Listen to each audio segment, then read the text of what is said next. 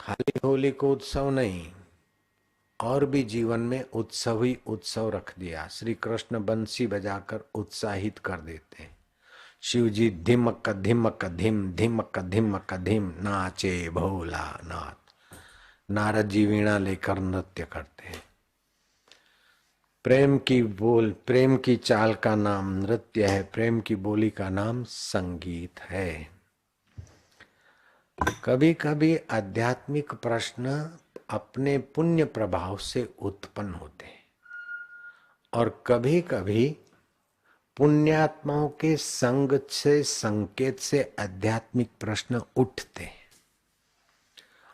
और वो उठते हैं और उनमें इतना कुछ रहस्य और सुख होता है, इतना कुछ सूझबूझ और दुख नाशिनी समझ होती है कि हजार हजार जन्म लेकर आदमी अपनी मजूरी करे तो उस सुख को नहीं पहुंच सकता है जो अध्यात्म प्रश्न उत्तर से अथवा आध्यात्मिक साधना के रहस्य खुलने से बात मिल जाती है। युद्ध के मैदान में, रण की भूमि में घोड़े हाथी चिंखाड़ रहे, घोड़े हुंकार रहे, एक दूसरे के खून के प्यासे, प्रतिशोध की आग से तपे हुए योद्धे। वहां अर्जुन को विषाद योग हो रहा है और श्री कृष्ण ने उनको उपदेश देकर, उपदेश में श्री कृष्ण ने अर्जुन के हृदय में अध्यात्म विद्या का प्रश्न जगा दिया। युद्धना मैदान में श्री कृष्ण अध्यात्म ज्ञाननी प्यास तरस जगाड़ी અને આધ્યાત્મિક અમૃત અર્જુનને પાયું, જે ભગવાનના દર્શનથી નહોતું થતું। જે સુરતી છે, जो सुरती है, गुजराती अच्छी तरह से जानते हुए हाथ ऊपर करो। अच्छा, अब हम तो बाप जी बना, इसलिए हमारे को सबका ख्याल करना पड़ता है। इसने लिए मेरे को गुजरात में भी हिंदी बोलना आवड़ता है। मैं सूरत गुजरात है, मने खबर है, लेकिन हूं हिंदी बोलूंगा। समझ गए? हाँ। तो अर्जुन को वो प्रश्न जगा दिए कि भाई अध्यात्म विद्या ही सब विद्याओं की माई बाप है। आदिभूत और आदि देव को जानना ही जानकारी का फायदा हुआ। जानने की शक्ति, मानने की शक्ति, करने की शक्ति है तो कर्म करो, नैष्कर्म्य सिद्धि प्राप्त हो। आध्यात्म को जानो, आदि देविक को जानो, आदि भौतिक को जानो, और ऐसा जानो कि जहां से सारी जानकारी मिलती है उसके मूल में पहुंच जाओ। तो अर्जुन, तुम्हारे लिए संसार तैरना और ये युद्ध का, अरे भाई पर्दा खोल दिया लोगों का। प्रेमपुरी, प्रेम कुटीर बंबई में आश्रम उनका, राजकोट का शरीर था। घर बार छोड़कर सन्यासी बन गए और अच्छी तड़प थी, लगन थी कि मुझे ब्रह्म साक्षात्कार करना है, ईश्वर को पाना है। तो सन्यास ले लिया, पत्नी छूट गई, धन छूट गया, घर का नाम छूट गया, प्रेमपुरी नाम रखा गया, लेकिन अभी तक आत्मा मेरा अपना आपा है और वो नित्य है, शरीर अनित्य है, दुख सुख अनित्य है, ये सब जाना, लेकिन नित्य वस्तु का तो अनुभव नहीं हो रहा है। तो चलते चलते केदार गंगा चले गए, केदारनाथ के नजीक झोपड़ी बना के रहते।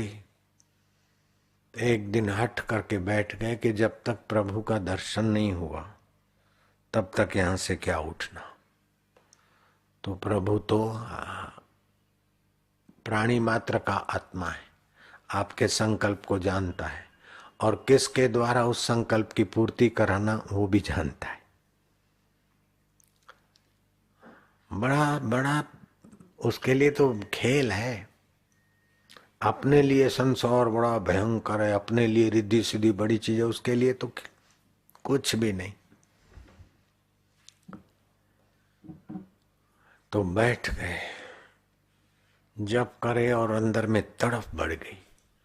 ईश्वर के लिए तड़प जितनी बढ़े, 1 साल में ईश्वर का साक्षात्कार हो सकता है। तड़प तीव्र हो तो 6 महीने में हो सकता है, और भी तीव्र हो तो 6 दिन में भी हो सकता है, और तीव्र तड़प हो तो 1 दिन के अंदर भी ईश्वर प्रकट हो सकते हैं।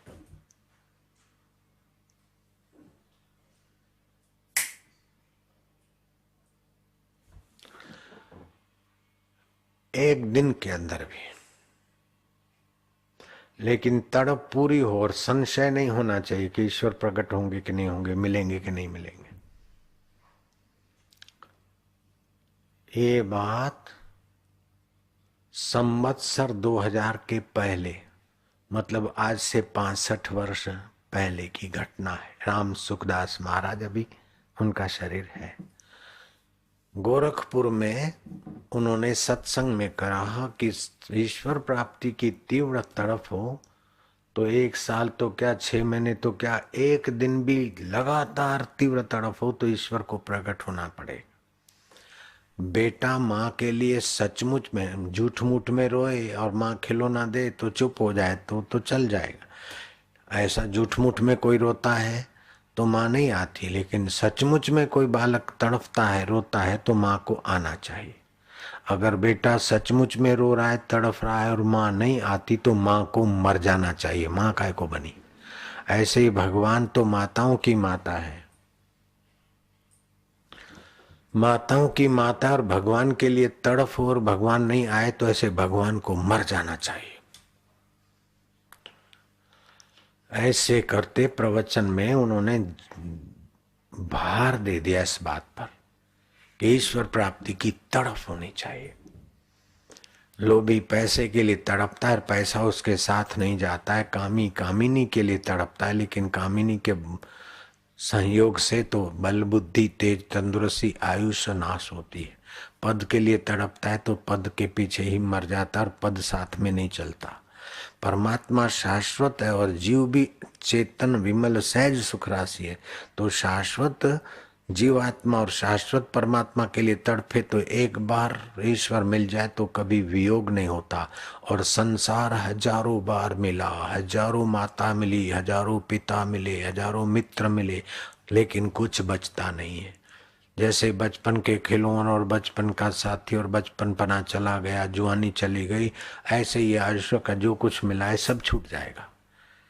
लेकिन अपना आत्मा परमात्मा, ईश्वर अंश जीव अविनाशी, द्वासु पर्णा सयुजा सखाया समान वृक्षे परिस्वत्सया, ये सभी धर्मों ने माना है कि जीव आत्मा और परमात्मा एक ही जगह पे रहते।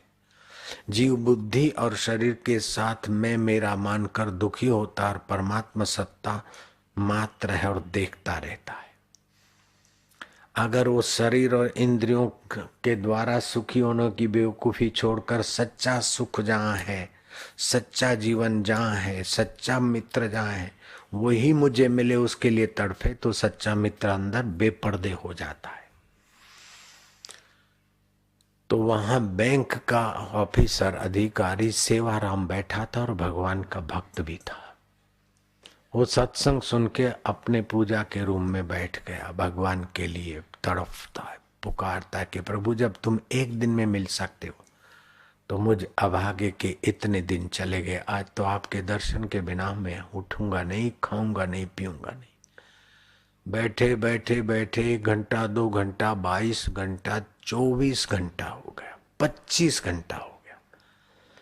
वो रामसुखदास महाराज भिक्षा के निमित्त देव योग से उसी के द्वार गए तो सेवाराम ने भिक्षा दी और बोले महाराज जी हम भगवान के लिए तड़फे लेकिन अभी तक मेरे भाग्य में ईश्वर प्राप्ति नहीं हुई। बोले तुम ठीक से तड़फे थे, ईश्वर से कुछ संसार नहीं चाहते थे? बोले नहीं, ईश्वर से ईश्वर के दर्शन ही चाहते थे। बोले हाँ, तो ईश्वर नहीं आए? बोले महाराज ईश्वर नहीं आए लेकिन तड़फ बड़ी तो कमरे में सुगंध सुगंध दिव्य सुगंध आई। बोले फिर तुम्हारे मन में रहा होगा कि दिव्य सुगंध आई लेकिन भगवान थोड़ी मिलेंगे, ऐसा कुछ आया था? बोले हाँ महाराज ऐसा आया। बोले इसीलिए नहीं हुआ, नहीं तो हो जाता। अब प्रेमपुरी महाराज केदार गंगा के तरफ ईश्वर प्राप्ति के लिए तड़पते तड़पते बैठ गए तो एक बुढ़ी माई आई। वहां की अधिष्ठात्री देवी कहो, गंगा जी कहो, जो भी कहो, अधिकार पूर्वक उस वृद्धा ने कहा कि क्यों रे प्रेमपुरी, आप अनजानी जगह पर कोई अनजाना आदमी आपका नाम आकर लेके बोले तो आश्चर्य होता है। तुम मुक्ति के लिए मुक्ति चाहते हो? बोले हाँ माता। तो तुमको बंधन किससे है? पत्नी से बंधे हो तो सन्यास ले लिया है, पैसों से बंधे हैं तो भी छोड़ दिया है, घर से बंधे हैं वो भी छोड़ दिया है, तो अब तुम बंधे किससे हो उसको खोजो अच्छी तरह से। मैं फिर आऊंगी 1-2 दिन में, किससे बंधे हो वो खोजो और मेरे को बताना तो मैं तुमको मुक्ति का अनुभव करा दूंगी। उस बाई की वाणी में कुछ अलौकिकता थी। प्रेमपुरी जी ने कहा जो मातेश्वर, जय मातेश्वरी, जो आज्ञा हो। बैठे बैठे कि मैं बंधा किससे हूं?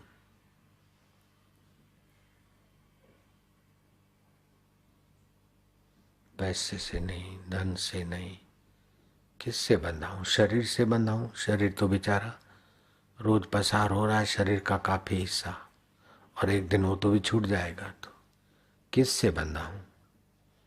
बंधन मेरे को है तो मुक्ति चाहिए। मुक्त तो वही चाहता है जो बंधन में है। तो मैं बंधन में हूं। कौन सा बंधन है और किसको बंधन है? शांत वातावरण था हिमालय का, किसको बंधन है? किससे बंधा हूं और मैं कौन हूं?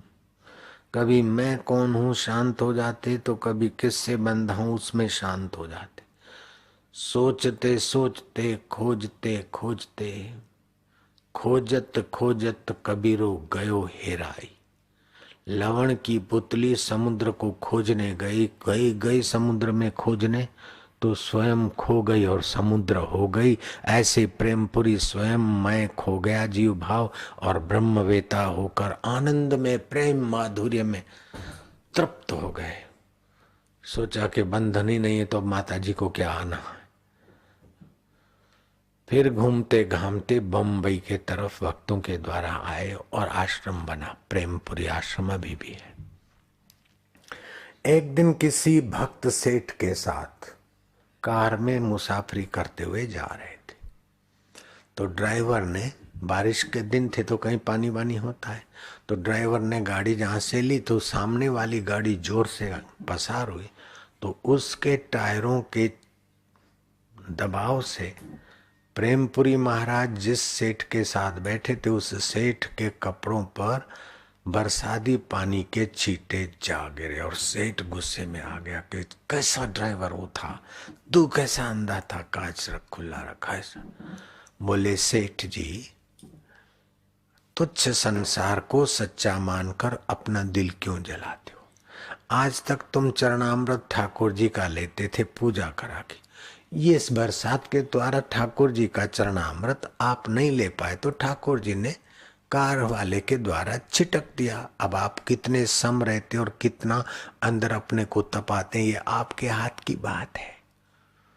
प्रसंग तो सेठ का और प्रेमपुरी महाराज का था, लेकिन आप और हम सभी के लिए कितनी ऊंची बात आ जाती है कि सताने वाला प्रसंग आए फिर भी आप अंदर से सतते हैं कि बाहर गर्जना करके मैनेजमेंट करते। अंदर से दुखी होते हैं तो आप जगत को सच्चा मानकर सुलग रहे। अगर अंदर से आप उठत बैठत ओई उठाने कहत कबीर हम उसी ठिकाने, उठते बैठते लेते देते खिन्नो अपि न खिद्यते। ब्रह्मवेत्ता खिन्न होते हुए भी अंदर गहराई से खिन्नता से पृथक है। ए बेन कटको रोटली आलो बा, तमारा छोकरा छैया सुखी રહેશે, 4 દિવસનો ભૂખ્યો છું। आक्रांत करता हुआ रंग मंच पर व्यक्ति आता है और ऐसी ऐसी भाषा और ऐसी ऐसी करुण बोली बोलता है कि लोगों के आंखों से आंसू आ जाते, और वही जाकर वेश बदल के आता है। मुझ हरिश्चंद्र के राज्य में मिथ्या भाषण और मिथ्या धन और मिथ्या व्यवहार संभव नहीं हो सकता है। हरिश्चंद्र बनकर अदा कर रहा है अपना रोल, तभी भी वो अपने को जानता है कि मैं कौन हूं। और हे माई बाप 4 दिन का भूखा प्यासा हूं, तभी भी वो जानता है मैं कौन हूं। ऐसे ही जिसको गुरु कृपा हो गई, जिसने अध्यात्म रहस्य जान लिया, आदि देवी क्या है, आदि भौतिक क्या है, कर्म क्या है, निष्कर्म क्या है, बंधन क्या है, मुक्ति क्या है, ये ठीक से समझ लिया। सत्संग में आंखें बंद करना अपराध है। सत्संग के समय ध्यान करना अपराध है।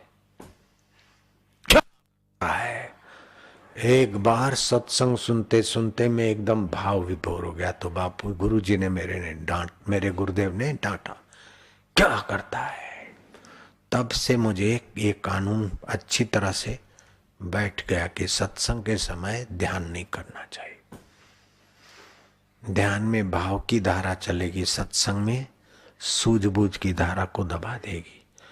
तो कुछ एक कड़ी टूट गई तो रेलगाड़ी के डिब्बे होते ने, एक डिब्बा दूसरे से छूट गया तो यहीं पड़े रहे, रेल कहीं पहुंच जाएगी। नारायण हरि नारायण। सत्संग ऐसे सुनना चाहिए जैसे खतरनाक शत्रु अपनी निंदा कर रहा हो, पड़ोस में दीवार को कान दे के सत्संग उसकी बात सुनते। जैसे निंदा सुनी जाती अपनी, ध्यान से कौन सा शब्द बोला, ऐसे सत्संग सुनना चाहिए। मैं तो सत्संग सुनने वालों में उदयपुर के राणा की बात बोला करता हूँ। उदयपुर के राणा सत्संग में आ जाते, जहां जगह मिली चुपचाप बैठ जाते। फिर मेरे सत्संग में नहीं, दूसरे किसी उदयपुर के राणा फिर सत्संग में से चुपचाप खिसक जाते। एक दिन उस संत ने कहा कि चतुर सिंह महाराज, उदयपुर के राणा का नाम था चतुर सिंह महाराज, आप चतुर हो, जैसा नाम है ऐसे वास्तव में चतुर हो, आपकी स्थिति भी अच्छी है और आप साक्षात्कारी हो गए। उनकी कृपा से दूसरी एक फूलीबाई थी, उनको भगवत साक्षात्कार हो गया, भूरीबाई को। और भूरीबाई के भी बहुत सारे शिष्य। अभी भूरीबाई का शरीर शांत हुआ थोड़ा समय पहले। जो चतुर सिंह उदयपुर के राणा, आप सत्संग सुनते हो, आदर भी करते हो, लेकिन बीच सत्संग में से आप चुपके से उठ जाते हो। बोले महाराज हाँ, सत्संग में कोई ऐसी बात आती है कि कड़ी से कड़ी मिली हुए, फिर सोचता हूँ कहीं दूसरी बात आए तो ये सिद्धांत कहीं छूट न जाए, इसलिए चुपके से उठ जाता हूँ और जाकर उसी विचार में श्रवण में मनन बनाता हूँ। मनन में नित्य अध्यासन करके नित्य वस्तु में मैं शांत होता हूँ। तब सत्संग सुनाने वाले सत्पुरुष ने कहा, बहुत उत्तम श्रोता हो तो सत्संग सुन और आसाराम बापू की जय, गुरुदेव की जय, सतगुरु की जय, ये तो नेता लोगों के लिए रखो नारेबाजी। आप तो सत्संग सुन के फिर उसकी जो सिद्धांत की फलश्रुति है उसमें शांति पाओ, उसमें टिक जाओ, समझ लो। आप समझ लेंगे तो महीने के लाख, 10 लाख, 10 करोड़ रुपए की कमाई भी कोई माना नहीं रखती, ऐसी ऊंची स्थिति में पहुंच जाओगे। सत्संग में ऐसे हीरे जवाहरात रत्न मिलते हैं कि ये तुम्हारे सूरत के हीरे तो क्या, इंद्र के हीरे भी कोई माना नहीं रखते। जब मिला आत्म हीरा तो सारी दुनिया हो गई सवा कसीरा। सत्संग वो चीज है। तो श्री कृष्ण ने अर्जुन को सत्संग की प्रसादी दी।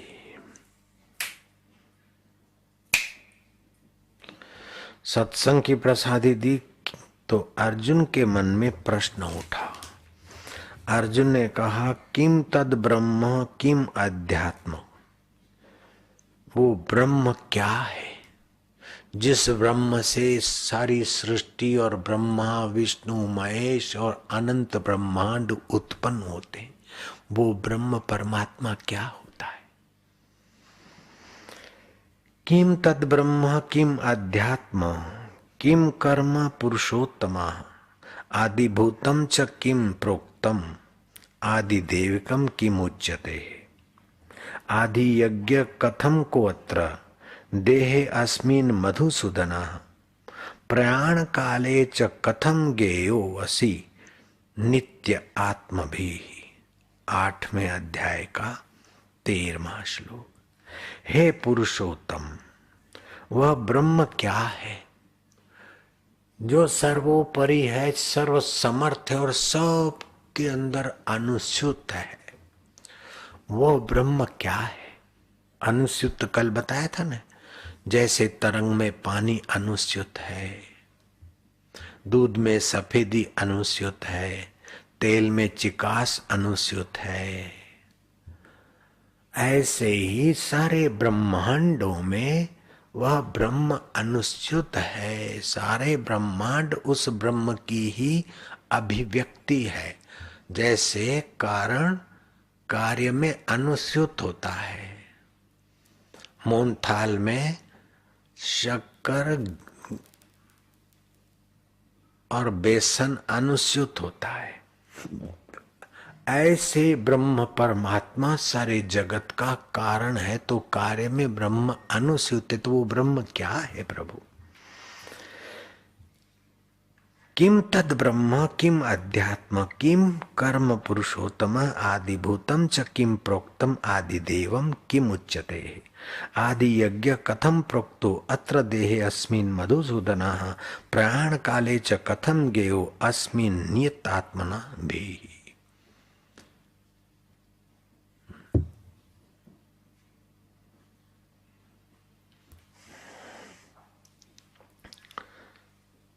तो हे पुरुषोत्तम, वह ब्रह्म क्या है, अध्यात्म क्या है, कर्म क्या है, आदिभूत किसको कहते कहा गया है, आदिदेव किसको कहा जाता है, यहाँ आदि यज्ञ कौन है और वह इस देह में कैसे है।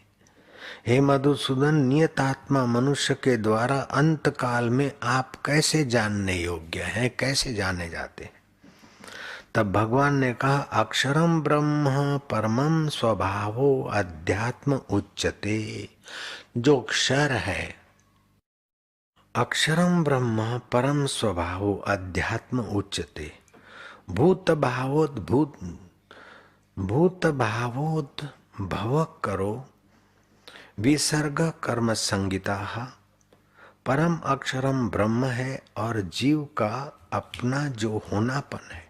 परम अक्षर, जो क्षरता है वो शरीर है, जो क्षरता है वह शरीर है। जो अक्षर है, जो क्षरता नहीं, एक रस है, वह ब्रह्म परमात्मा है। आत्मा मनुष्य के द्वारा अंत काल में आप कैसे जाने जाते हो, बहुत ऊंची बात है। तो भगवान कहते हैं अक्षरम ब्रह्म परम स्वभावो अध्यात्म उच्यते। भूत भावोत भव करो विसर्ग कर्म संगीता। परम अक्षरम ब्रह्म है और जीव का अपना जो होनापन है, होनापन, अपना अस्तित्व। शरीर का अस्तित्व तो नहीं टिकता है, लेकिन अपना अस्तित्व मिटता नहीं। भगवान है कि नहीं वो संदेह हो सकता है, लेकिन मैं हूं कि नहीं वो संदेह नहीं होता है। तो अपना जो होनापन है उसको अध्यात्म कहते हैं। अपना जो मैं है उसको अध्यात्म कहते हैं। फिर इंद्रियों का, शरीर का सुख मिलाकर मैं सुखी, दुख मिलाकर मैं दुखी, सर्टिफिकेट मिलाकर मैं डॉक्टर, में वकील, ये सब मिलावट है माया की। लेकिन मैं, ये होनापन जो है वह अध्यात्म है। प्राणियों का उद्भव करने वाला जो त्याग है उसकी कर्म संज्ञा कही गई है। और धर्माभाव अर्थात नाशवान पदार्थों को आदिभूत कहते हैं। अध्यात्म, फिर कर्म, फिर जो नाशवान शरीर और पदार्थ है उसको आदिभूत कहते हैं। हिरण्यगर्भ और ब्रह्मा जी आदि देव है, और इस देह में अंतर्यामी रूप से मैं ही आदि यज्ञ हूं। अंतर्यामी, बुद्धि ने ठीक जाना है कि नहीं जाना उसको अंतर्यामी तत्व जानता है। मेरी आंख ठीक जानती कि नहीं जान देखती उसको भी अंतर्यामी तत्व जानता। मेरा मन प्रसन्न है, मैं क्रोध करते हुए अंदर तप रहा हूं कि शांत हूं, उसको भी अंतर्यामी जानता है। तो अंतर्यामी जानते उसका चिंतन करके अपनी मैं को उस अंतर्यामी की मैं से मिला देना, ये साधना की पराकाष्ठा है, ज्ञान की पराकाष्ठा है, उपलब्धियों की पराकाष्ठा है। इस देह में अंतर्यामी रूप से मैं ही आदि यज्ञ हूं। अंत काल च मामेव सुमरान उक्त्वा कलेवरम यह प्रयाति सद्भाव यान्ति नास्त्यत्र संशय। जो मनुष्य अंत काल में भी मेरा सुमरण करते हुए इस शरीर को छोड़ जाता है वह मेरे को ही प्राप्त हो जाता है, अर्थात मुझ आदि पर ब्रह्म परमात्मा को प्राप्त हो जाता है।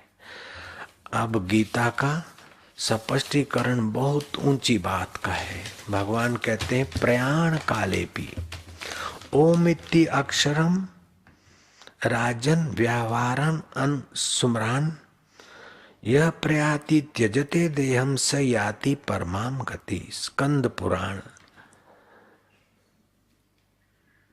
मार्कंडे ऋषि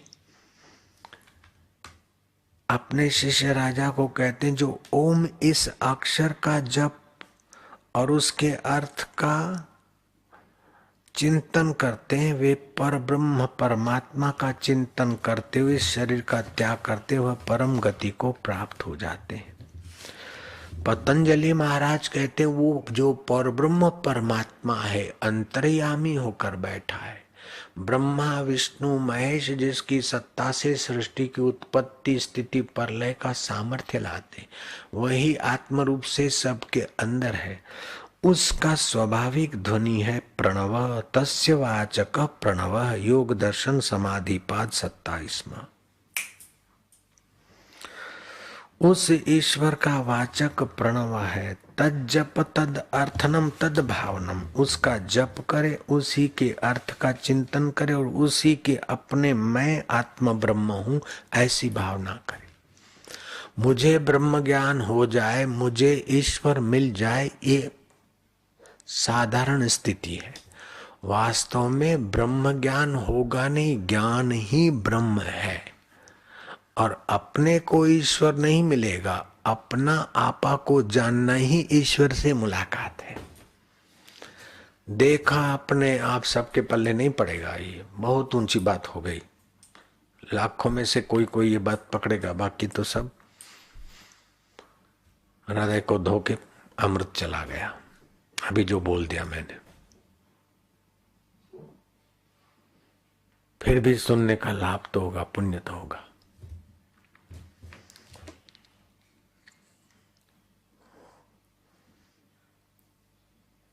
इस चैतन्य स्वरूप परब्रह्म परमात्मा को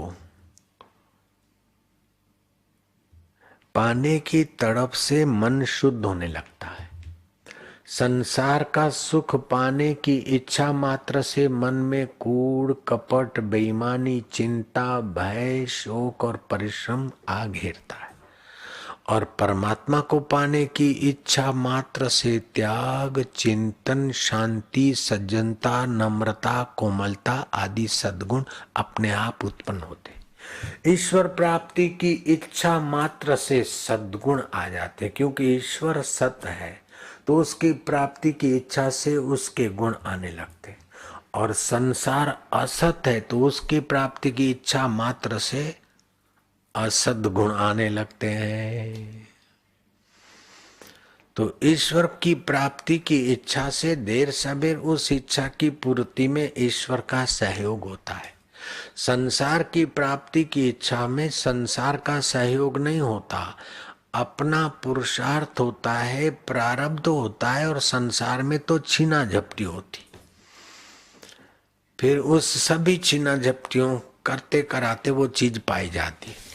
तुम्हारे पास जो एक थाली भोजन आया है वो भी कईयों के मुंह से, कईयों के जीवन से खेल खिलाकर, छीना झपटी करके तुम्हारे पास एक थाली भोजन पहुंचता है। थाली में रोटी है तो पक्षियों को मार भगाया है, जंतुओं को कीटनाशक दवा से मारा है। अगर थाली में सब्जी है तो भी कुछ ऐसा ही किया है। थाली में दूध है तो बछड़े बछड़ियों को धकेल के उनका हक छीनकर आप तक पहुंचाया गया है। फल खाते हो, फूल खाते हो, फल खाते हो, अन्न खाते हो अथवा दूध लेते हो तो किसी न किसी के मुंह से बचाकर आप तक पहुंचाया जाता है। क्या ख्याल है? लेकिन परमात्मा किसी से छीना झपटी करके सुरक्षित करके आप तक नहीं पहुंचाया जाता है। परमात्मा तो पूर्ण भरपूर है और आपका अपना आपा है। केवल संसार की, झूठे संसार की ख्वाहिशें कम हो जाए और परमात्मा को पाने की इच्छा तीव्र होती जाए तो परमात्मा बेपर्दे हो जाते। और एक बार बेपर्दे हुए तो बस फिर एक बार ठीक से ज्ञान हो गया तो अज्ञान नहीं होता है। जैसे ये डब्बी है, तिलक की डब्बी का आपको ज्ञान हो गया, अब मैंने छुपा दी, तुमको दूसरी बातों में लगा दिया तो इस डब्बी का विस्मरण हो सकता है। छुपा दिया तो इसका आदर्शन हो सकता है लेकिन इसका अज्ञान नहीं होगा। ऐसे ही परमात्मा तो व्यापक है, डब्बी छुप सकती है लेकिन परमात्मा व्यापक है, उसका ज्ञान हो गया तो फिर अज्ञान नहीं होता। फेरे फिरती है कन्या और जानती है कि फलाना मेरा पति है, फिर माला लेके नहीं बोलती है कि हूँ फलाने की, मैं फलाने की, मैं चीकू की पत्नी, चीकूनी बैरी, चीकूनी बैरी, ऐसा बोलती है क्या? ऐसा रटती नहीं है।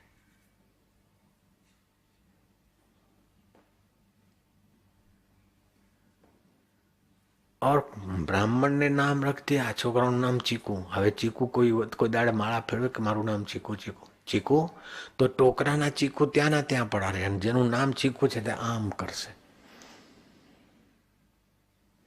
तो एक बार अपने में बैठ गया मेरा नाम फलाना है अथवा मैं फलाने की पत्नी हूं, तो फिर बाजार में सब्जी लेने जाती है कि मंदिर में बैठी है कि गुरु के कथा में बैठी, लेकिन पत्नी अपने पति की, चीकुड़ी पोताना चीकुनी।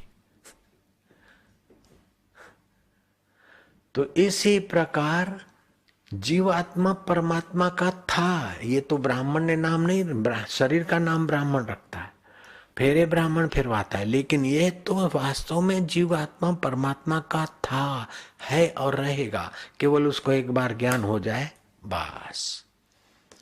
फिर वो राज्य करे रमणी रमे के ओढ़े मृग छाल, जो करे सो सहज में सो साहेब काल।